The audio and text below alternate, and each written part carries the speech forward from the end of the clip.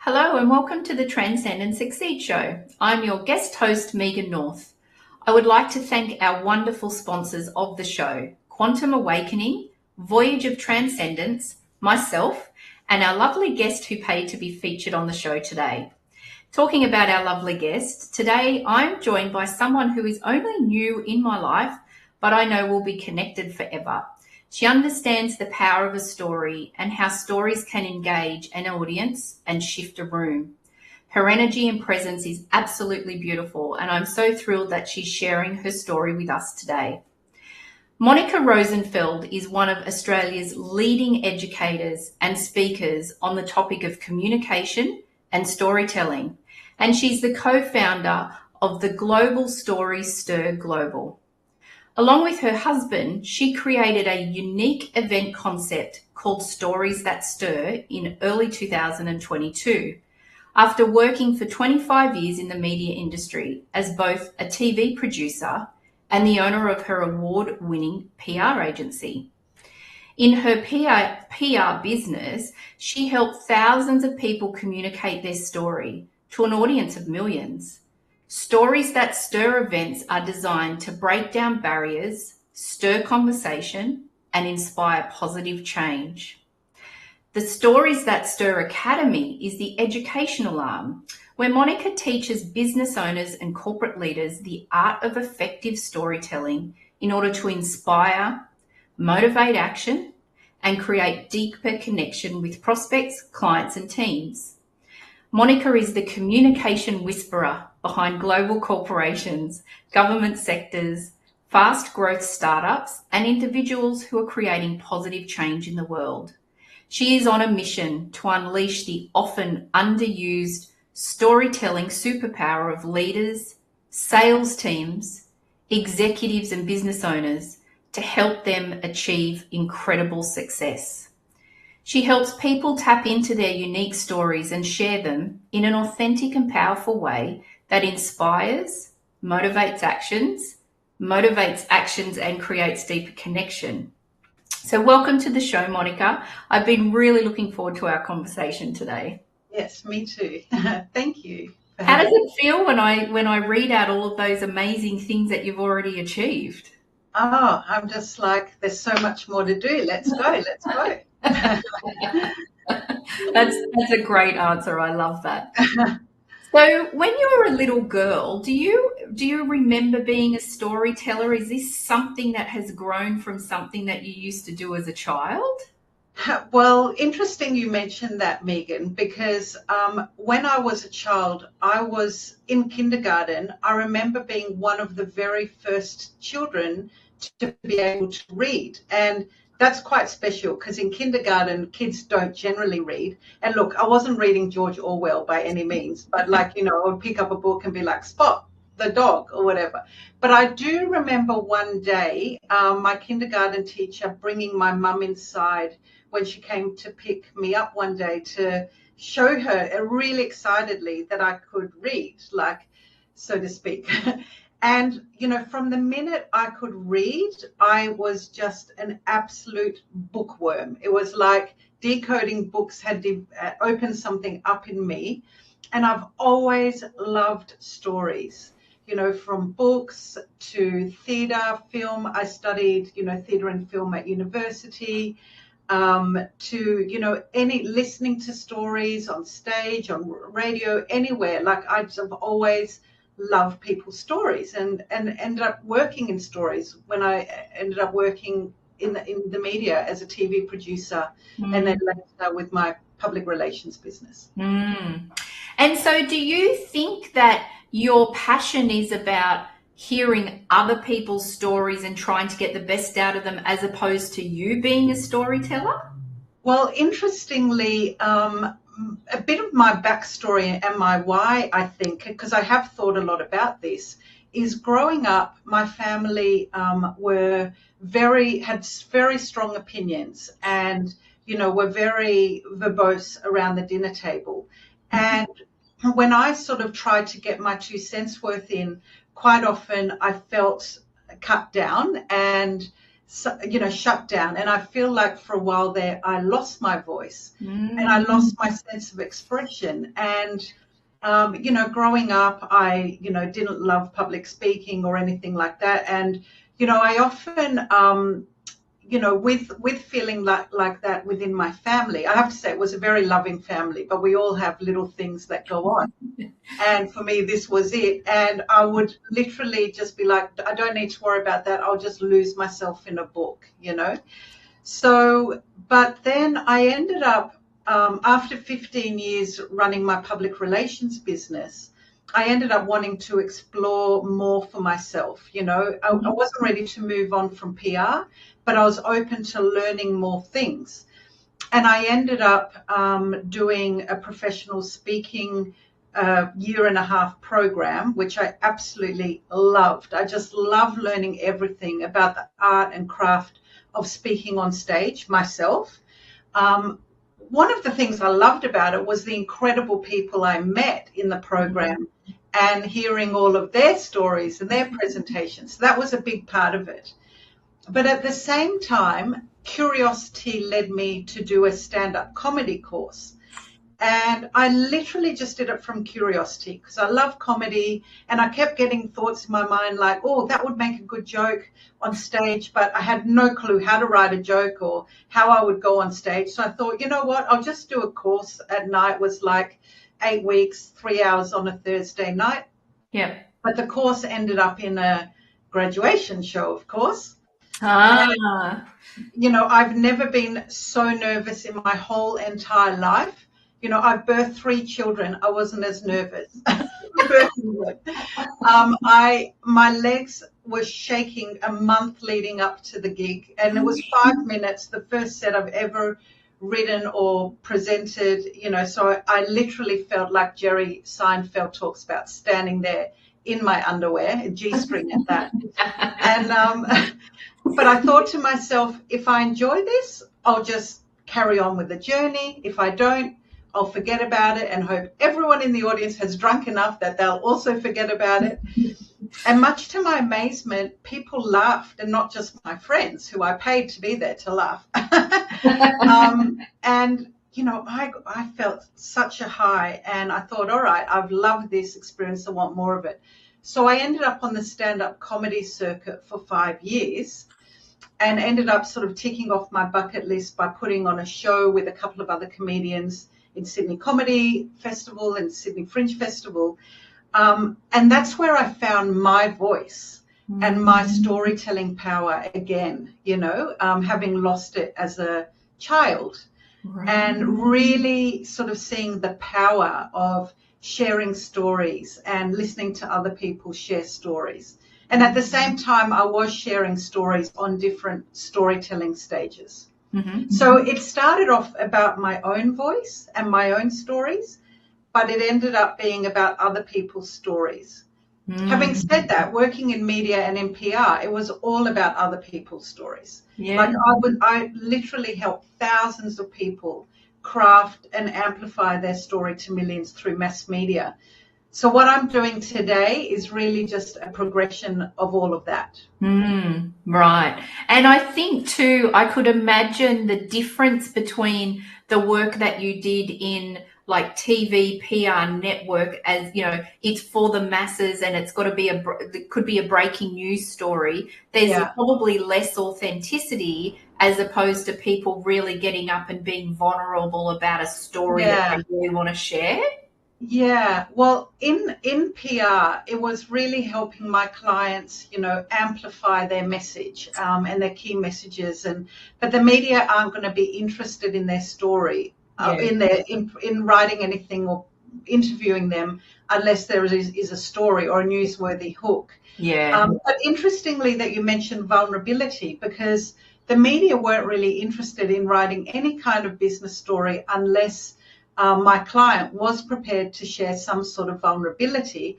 And the reason for that is that's what the viewers and readers want to read about. They don't want to read about how brilliant this business is and going from strength to strength with no challenges whatsoever. That would be a very boring article. Yeah. So as humans, we connect to people's vulnerability.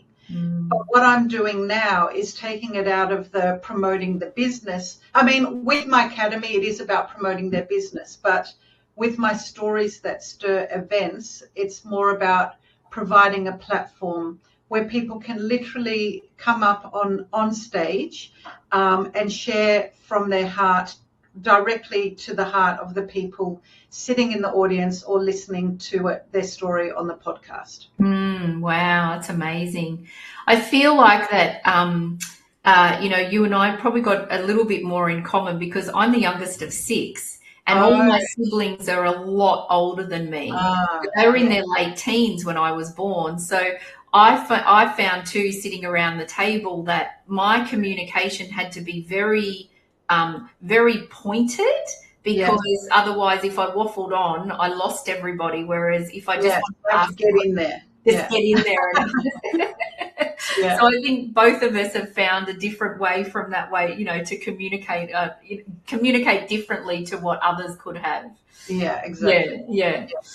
And so tell us a little bit more about the mission of Stories That Stir. So can you maybe give us an example of someone that has gotten up there and really floored the room? I'm sure that everybody does, but I'd love to hear an example.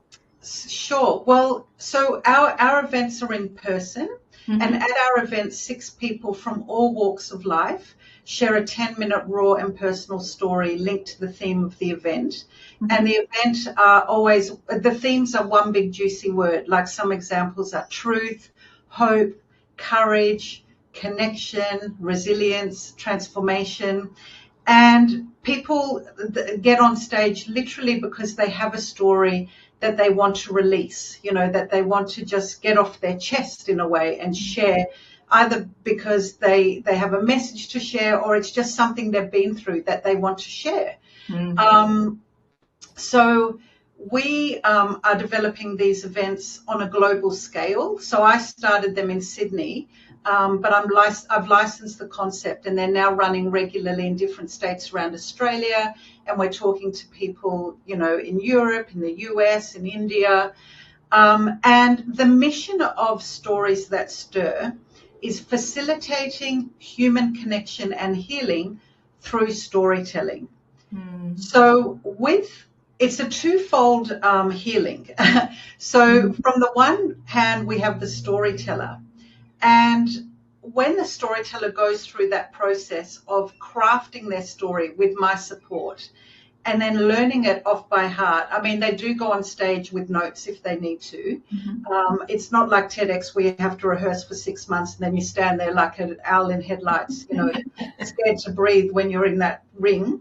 I never want it to be like that because it's really just raw and personal. So people get on stage and they release this story, and quite often they are sharing vulnerability, but from a position of power. And in doing that, they experience a really significant energy shift and a healing. And this completely surprised me. Like, I knew that the events would be wonderful for the audience. I did not realize how impactful they will be for the storyteller.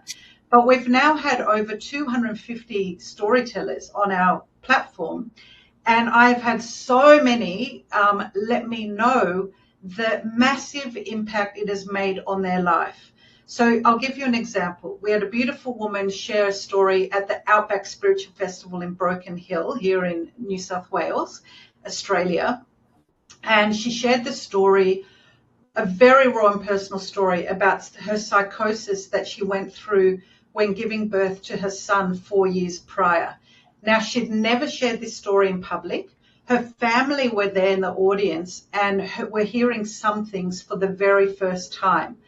And there were some tears, as she shared, but the whole audience held her in their heart. And I set the space up as a very safe space. And the next day she said to me, Monica, I have spent thousands on psychiatrists and psychologists, and today I feel lighter than I felt since in 4 years. She just couldn't believe it. Yeah. And then I'm still in touch with her, and months on, she's told me that her connection with her son is deeper than ever. So I've got goosebumps. Yeah, that's one amazing example. Another example is a woman who shared a story, something about defying something her dad wanted her to do, which she didn't believe in.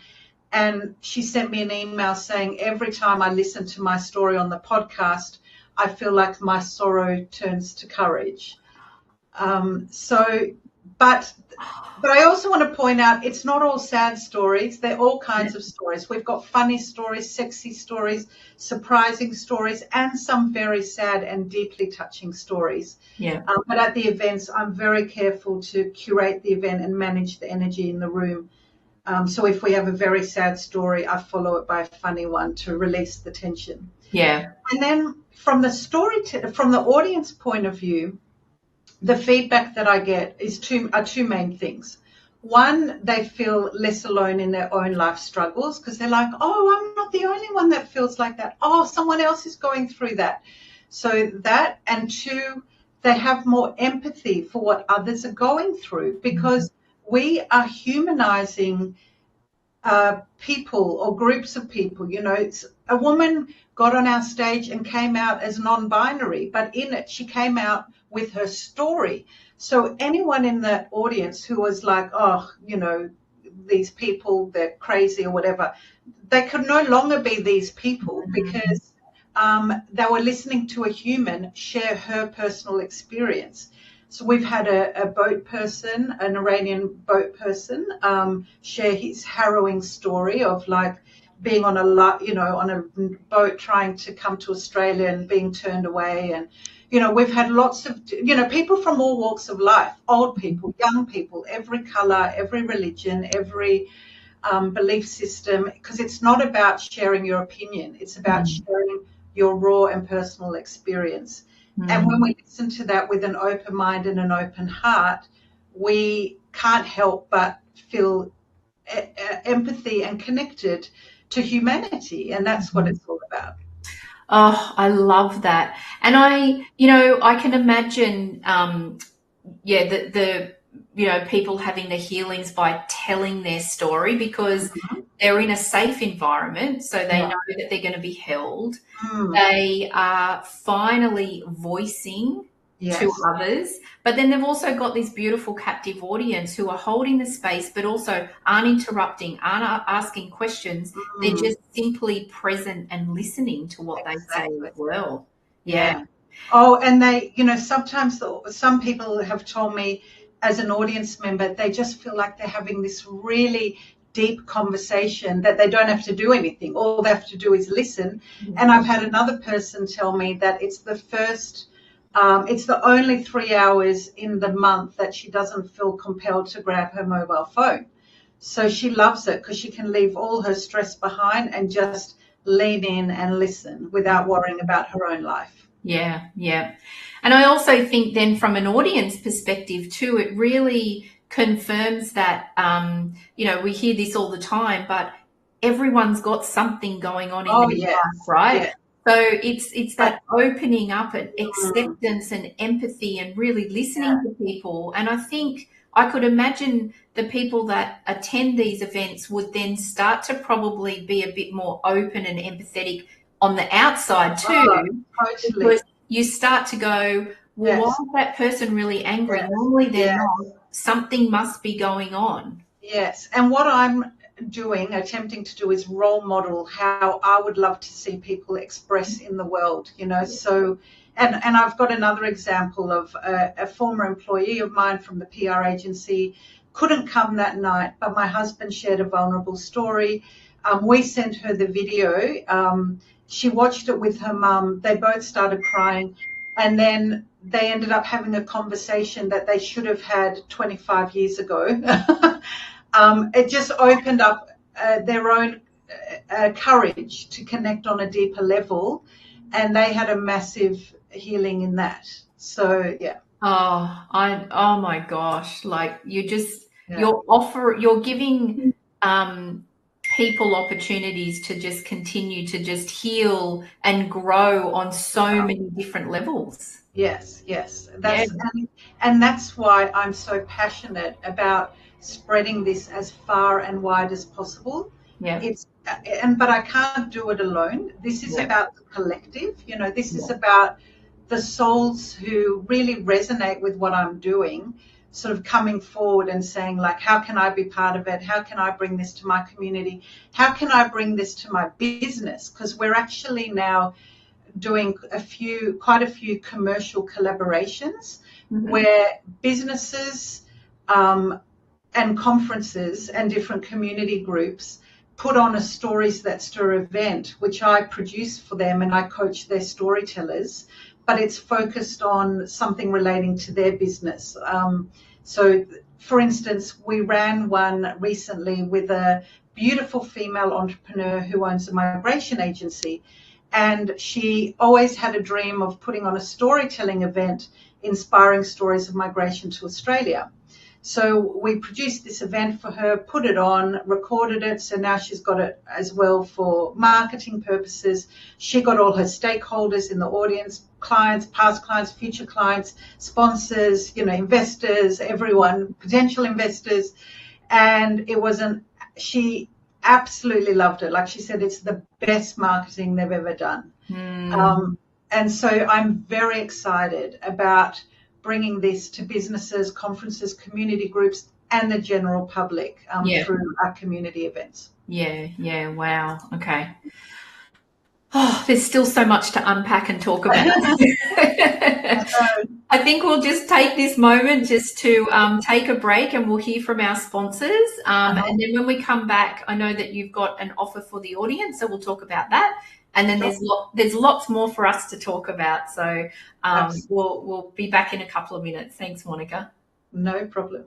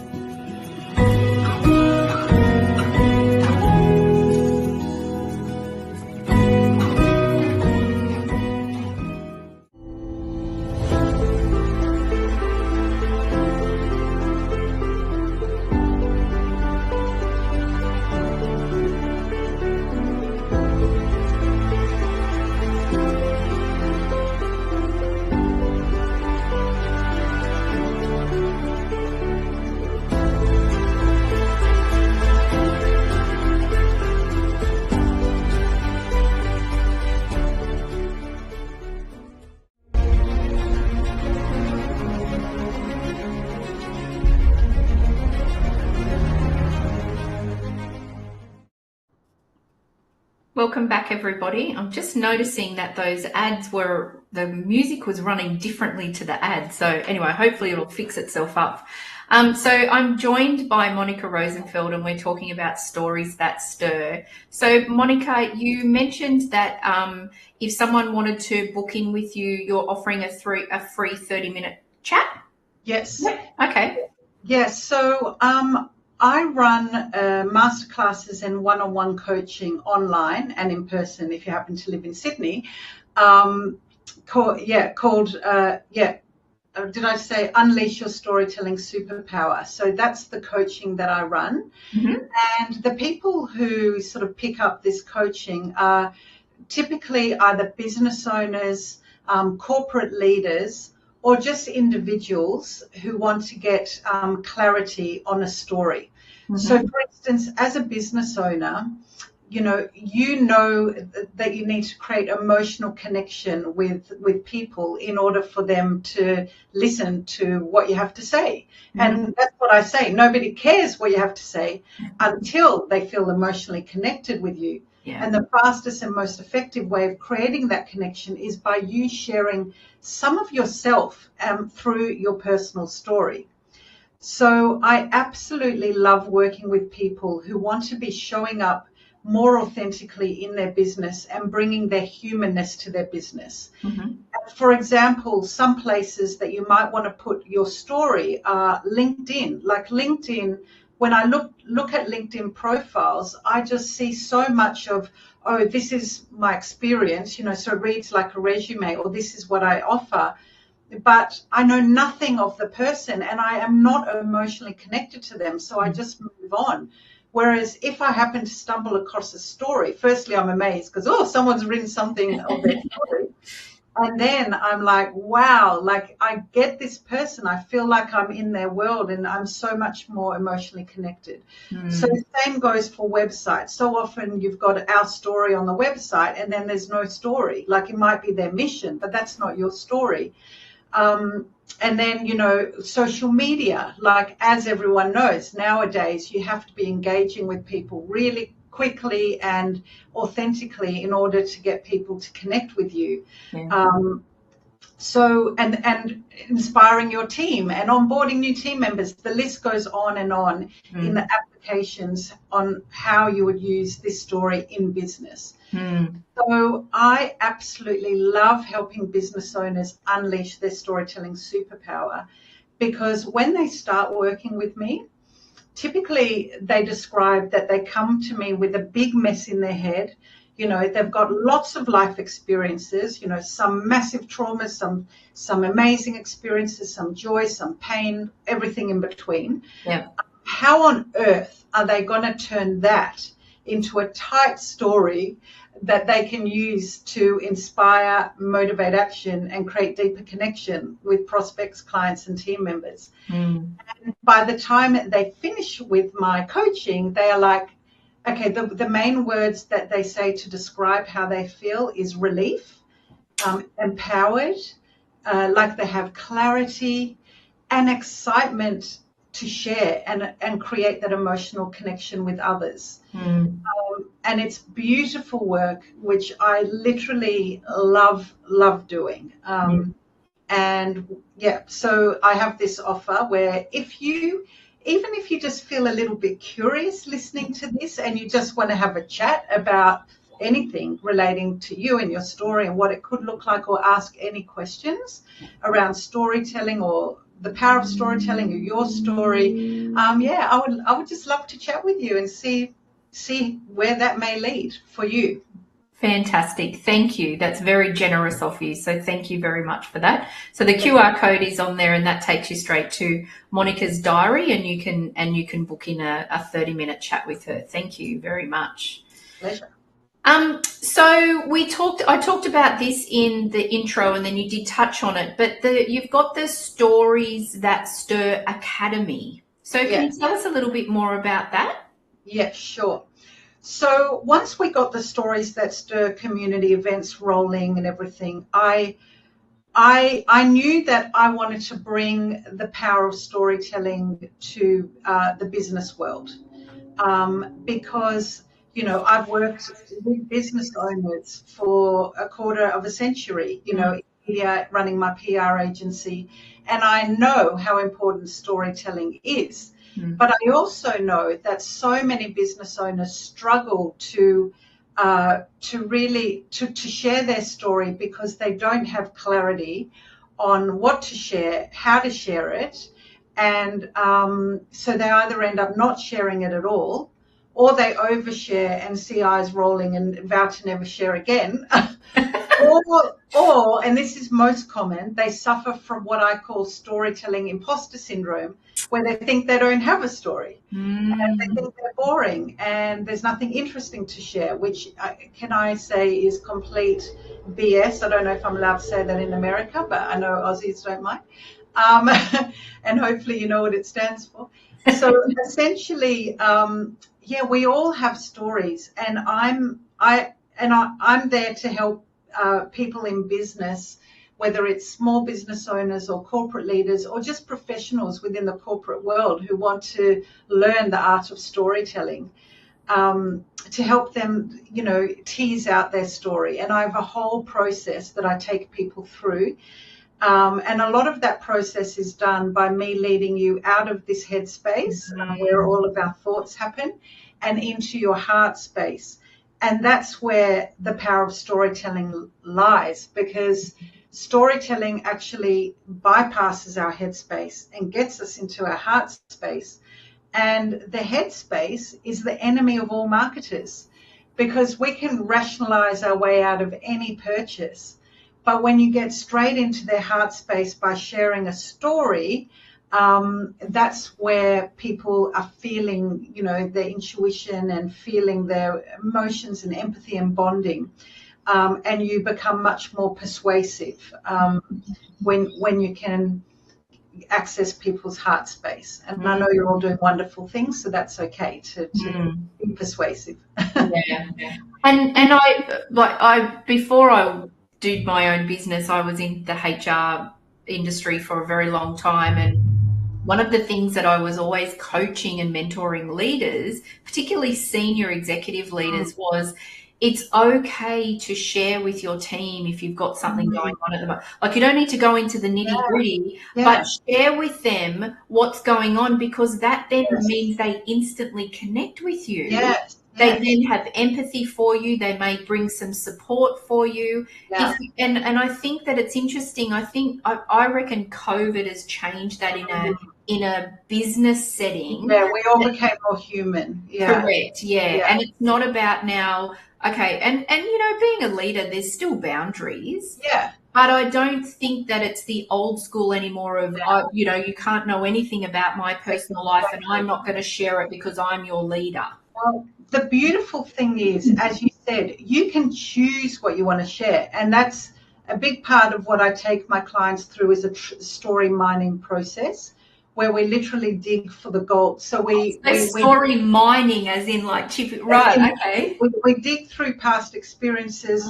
We bring up significant events, but then we choose what we want to share in a business sense, and it normally links to the why of, either the business or the why of the corporate leader wanting to influence or get buy-in from their team.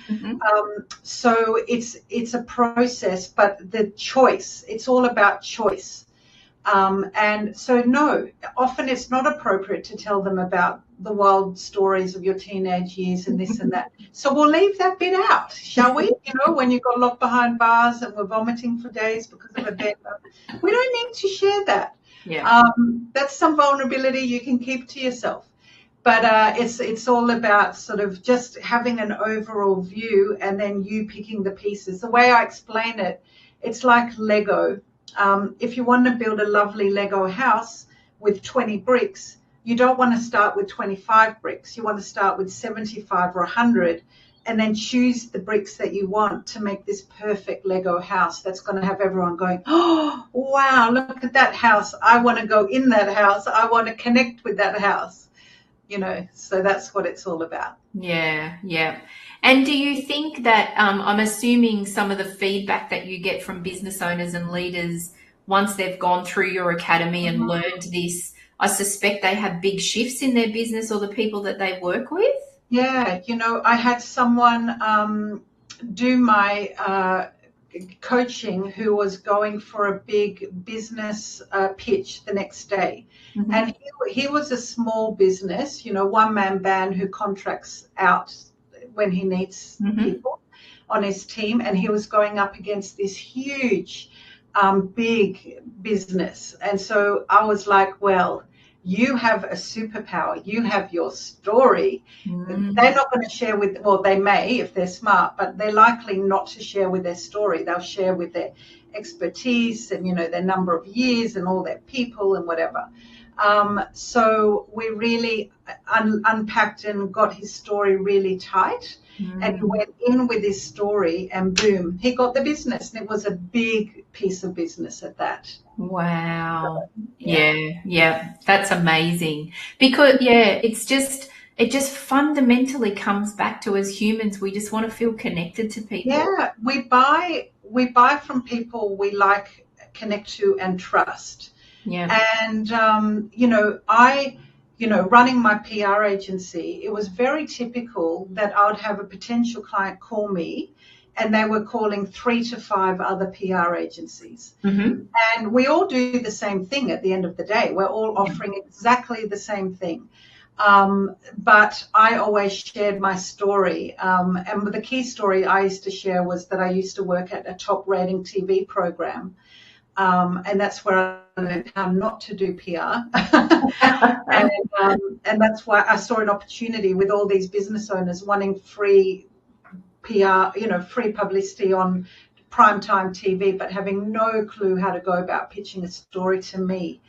And so I really saw that. So, I actually, in my training, my clients come out with 3 stories: a longer version, which they can use in any kind of presentation; a medium version, which is perfect for LinkedIn, website, social reels, and things like that; and then a 90-second version, which is for new business calls or like networking events.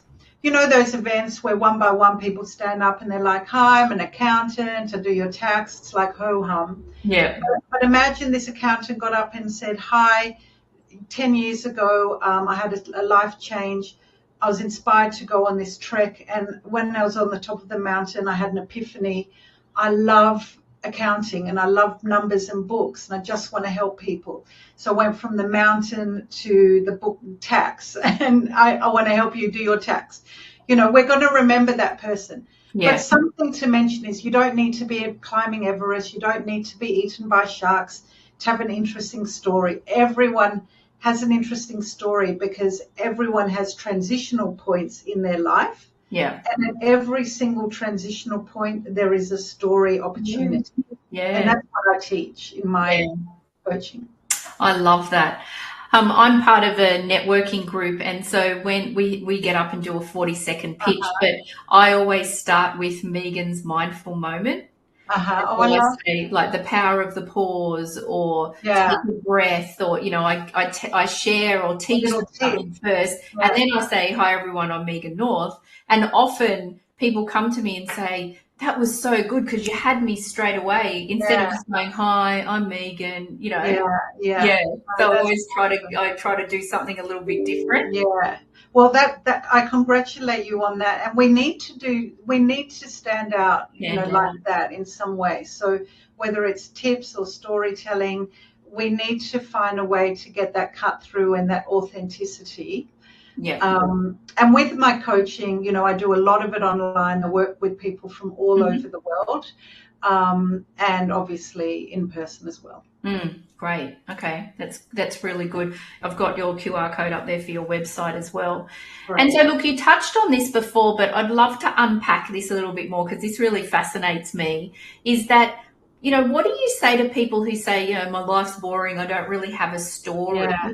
Do you think that that's coming from them from a, I don't think I'm very important, or my life's not very important, or do you think it's something else?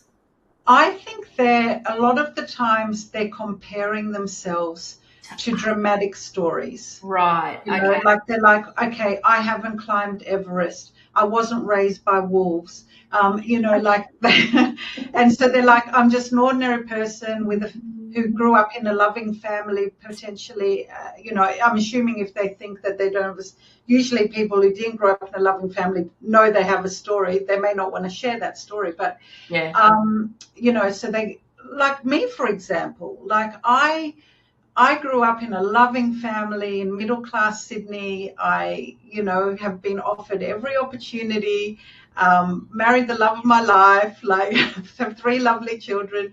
So if you look at my life, I could say it's pretty boring. I mean, pleasantly boring, but I have plenty of stories that I can and do share.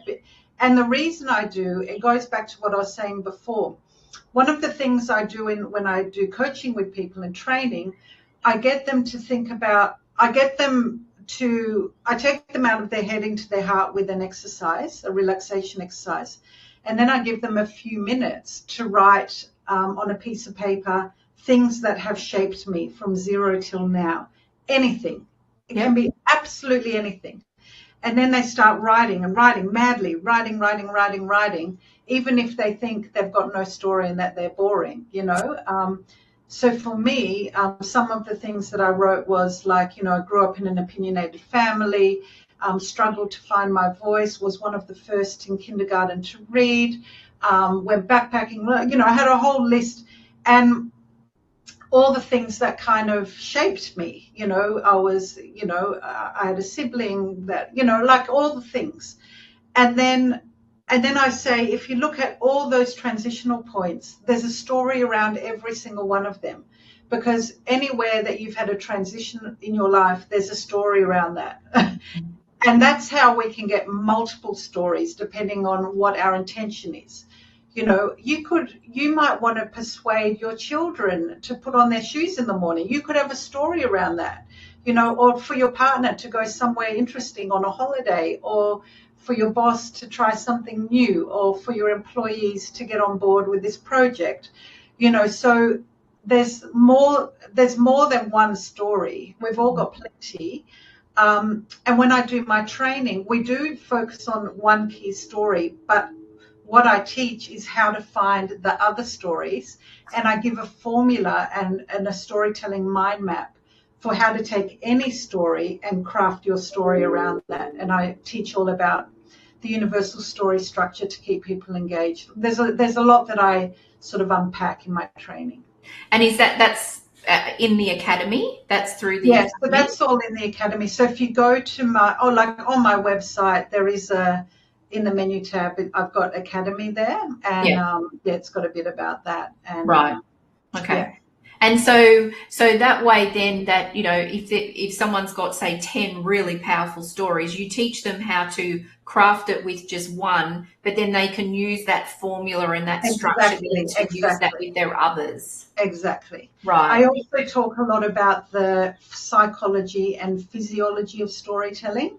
So to give an understanding of what makes storytelling so powerful, and why, like what happens to the hormones in our body and what happens in our brains when we're listening to a story. And it's absolutely, I find it so interesting.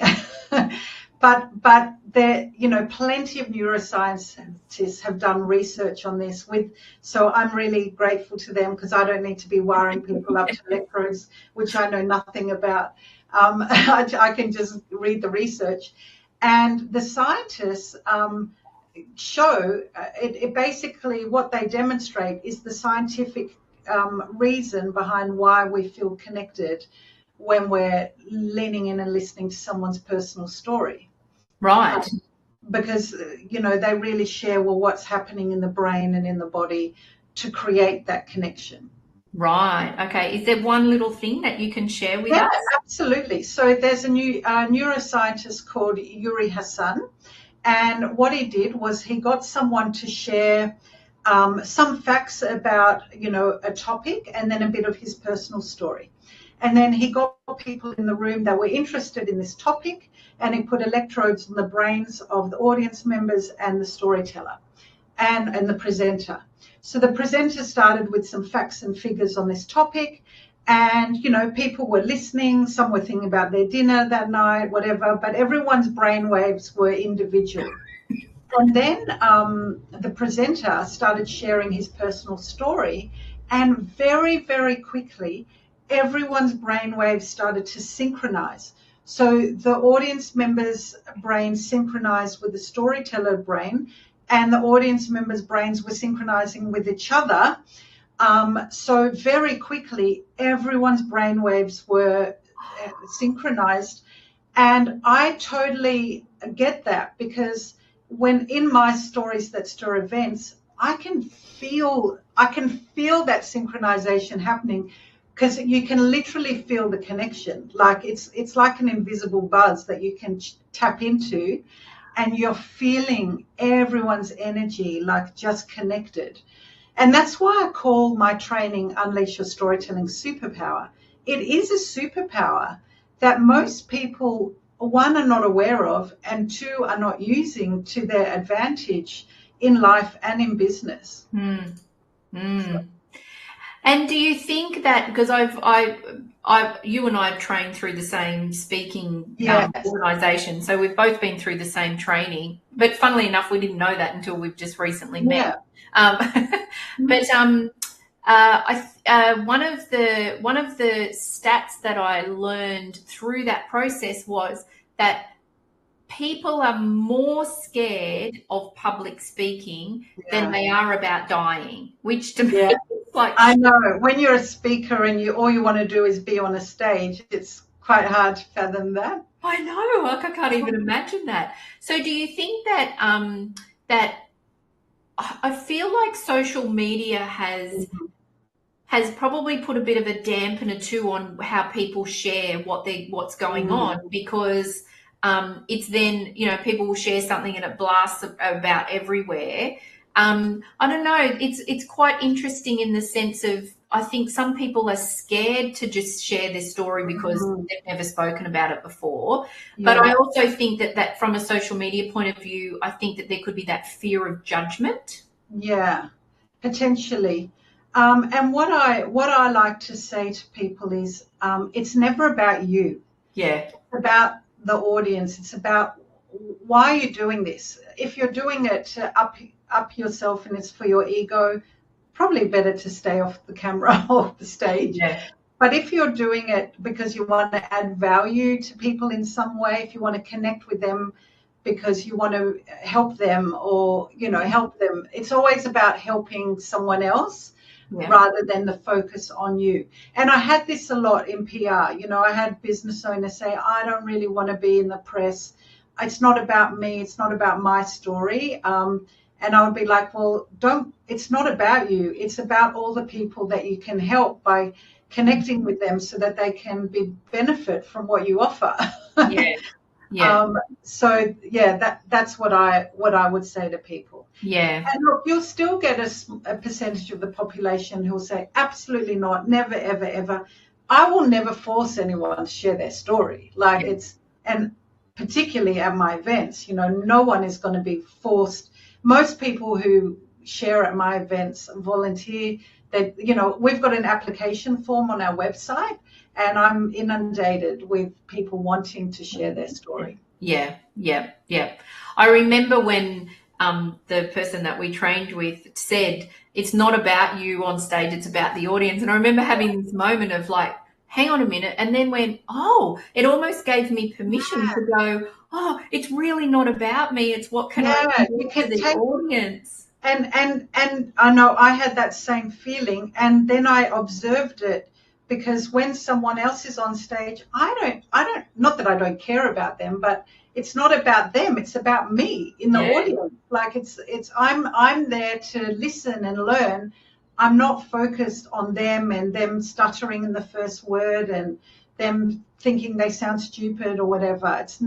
So I could, like you probably did, I sort of observed that and went, it really isn't about me as the storyteller, the speaker.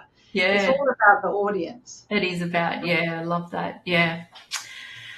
So Can you believe that we've actually only got a couple of minutes left? I know, time goes so fast. I think we could keep going. But I'd love to ask you the same question that I ask all of my beautiful guests that I have on here. So can you share with us what's your favorite quote and why is it so important to you? I love this question because there's a quote that changed my life and changed the way I work.